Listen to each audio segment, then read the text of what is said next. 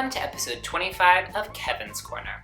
This week I took garden shears to my head, and I must say, they really did the trick. Last week we moved to the letter I and explored the behavioral principle called the isolation effect, the tendency for people to remember best an item that stands out from a list of otherwise similar items. This week, we move to the letter J, and we'll be exploring the behavioral principle called the Justification Effect, which states that people are more likely to contradict their personally held beliefs if they're offered a smaller reward in comparison to a larger reward.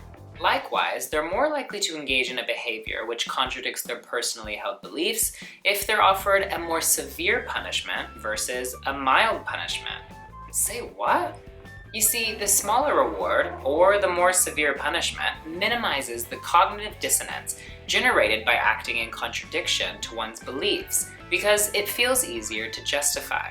In 1963, psychology researchers Elliot Aronson and J. Merrill Carl-Smith conducted the forbidden toy experiment with preschool children. Aronson and Carl-Smith had a selection of toys for the children to play with. They asked the children to rank the toys from least desirable to most desirable. Before the pair left the room, they told the children not to play with the most desirable toy. They then threatened the children with either mild or severe punishment if they played with the most desirable toy. They threatened half the children with mild punishment and the other half with severe punishment. Afterward, the researchers returned to the room and asked the children to re-rank the toys. On average, the most desirable toy, which the children were not allowed to play with, decreased in desirability among the children who were threatened mildly. As for the children who were threatened severely, the most desirable toy increased in desirability. The pair concluded that when people hold two psychologically inconsistent cognitions, dissonance arises.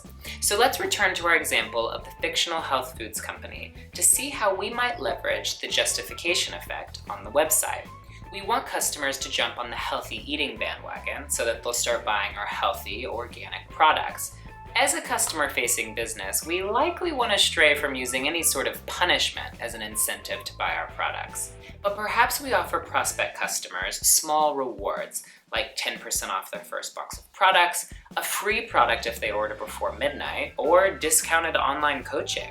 Small rewards, rather than large rewards, are more likely to encourage customers who may be questioning the health craze to begin with to switch their thinking and convert. Doesn't seem to make sense, does it? But oddly enough, it does. Join me next week as we move to the letter K. Bye!